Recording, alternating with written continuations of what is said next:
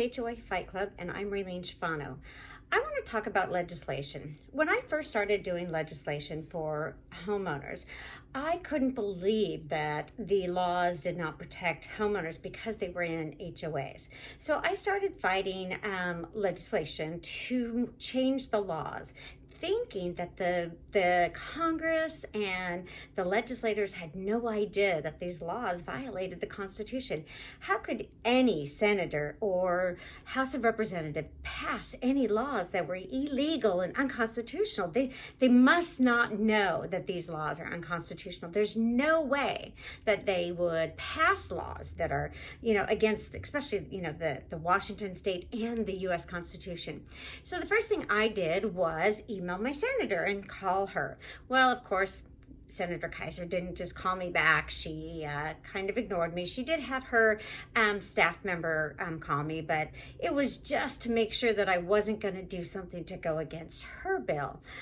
She had been introducing a condo bill, which I didn't even know at the time. I was very, very green at legislation and didn't realize that there was a CAI or any other lobbyist or other people out there. So when I started looking at all these things, I was just really I thought that the government worked for us. So what I found was that the government really doesn't work for us. So I started fighting for the legislation and emailing everybody I possibly could. At the same time, I did a news report with King 5 News and Danielle Lee.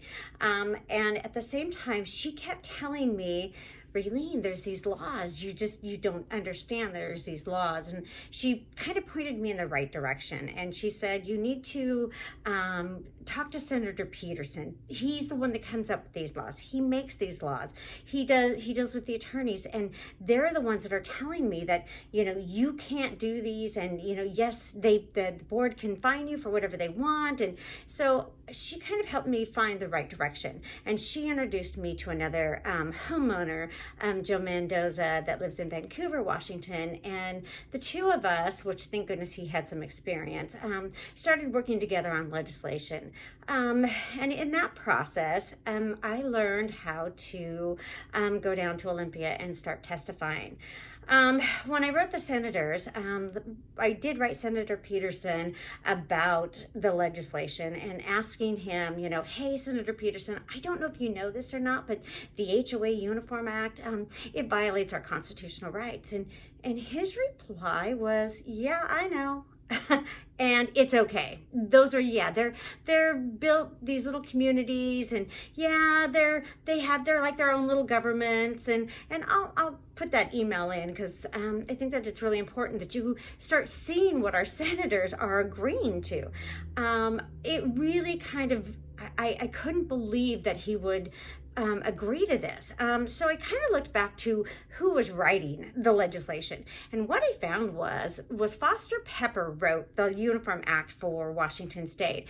Foster Pepper is an attorney's firm. So this really confused me. How can attorneys write laws that violate the Washington State Constitution? Because I would think that if you write a law that violates the Washington State Constitution and you're an attorney, that you would be disbarred for writing those kind of laws. Because I know under the rules of professional conduct that an attorney is obligated that if they see failures in the law, that they're supposed to seek improvement to the laws, not use those laws for profit. So all these attorneys that are profiting from HOA, they should be disbarred, because you can't tell me they don't know what they're doing. You can't tell me that these attorneys that are covering property managers and boards don't know exactly what they're doing. When they're charging $3,000 for a fine, they don't even know you committed. Attorneys are willing to charge homeowners money, and they don't even know if these homeowners actually committed this fine. They're just trusting that this board is being ethical.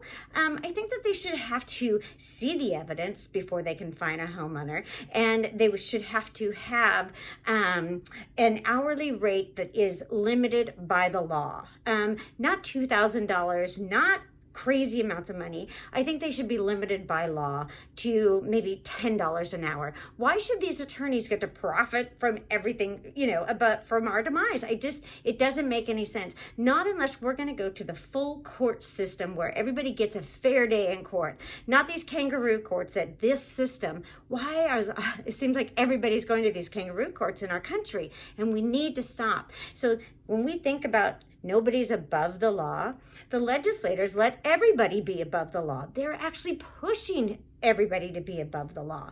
They're giving our rights away to small communities at first. So the attorneys and the mayors and all of these people, they don't have to be responsible for these communities anymore. They're their own little governments, and that is unconstitutional. When you allow for people to lose their homes for a $50 fine that you have no evidence of, that's unconstitutional. And I have to ask Senator Peterson what he was thinking when he wrote that law, what he was thinking when he passed that law. I have to ask everybody, every legislator that voted for the Uniform Act, RCW 6490, what were you thinking when you passed this law? I mean, to me, if you're going to pass laws like this, you should have to know the Constitution before you pass these. So those of you that are running for governor, that's the other one that I'm getting to. So I've asked our governor if he would meet with me. Governor Inslee. No, he doesn't have time for us. So all the homeowners in the state of Washington, when you go to vote for Governor Inslee, I want you to know that he didn't have time to meet with homeowners in the state of Washington. He has time to do everything else, to defend the climate, to defend the earth, but he doesn't have time for homeowners who are being pushed out of their homes unconstitutionally. He doesn't have time to keep people from becoming homeless. So yeah, he's off my list for governor. So all these other people that are running for governor, Tim Eyman in Washington State, and Antoine Sakharov, and then I think there's another one that's running. We don't even know who he is because I haven't ever heard of him. You need to make sure that you're talking about who's going to defend our rights and who's going to defend the Constitution, because so far I don't see any of you defending the Constitution. I don't see anyone saying, yeah, we want to make sure homeowners have their constitutional rights just like everybody else, because I know that Senator Peterson knows that he fights for people's rights, but he just doesn't fight for homeowners' rights, and that really bothers me. And I have to again ask why. Why are homeowners? And the only thing I can think of with Senator Peterson is that he's a developer's attorney. That's where his background is. And he's trying to help developers profit from homeowners. Otherwise, instead of being having the right to be heard in an HOA, you would have due process in an HOA. You wouldn't just have the right to be heard. And that if you have damages in, there would be governance and accountability to make sure that those HOAs are following the laws. And that when you have damages, that there's fair insurance laws included in those laws. But for some reason, again, Senator Peterson and the creators of these laws decided homeowners didn't deserve any protection. He only decided to cover the association, which really is just the board. It's really not even the association. The association's not even covered. So the association is supposed to be we the people. But when you have a vote for, let's say a budget, and to approve the budget, you need no votes. 0 votes in the state of Washington to approve a budget for an HOA, but you need 51% of the community to deny a budget. That's unconstitutional. That law was slipped in by Senator Peterson too. I don't understand why these laws are so important to him that he needs to take away our rights. So let's start thinking about these constitutional things first. These are just the first steps, because you have to know the laws and understand them to demand that you get your rights back. And I think that's where I'm at. I want to know why these senators are so willing to take away your rights. And I was this way when I first started. I was very confrontational. And somebody told me once that if I was confrontational to the legislators and the governor and the attorney general, that they would not help us. Well, guess what? They didn't help me that much anyways.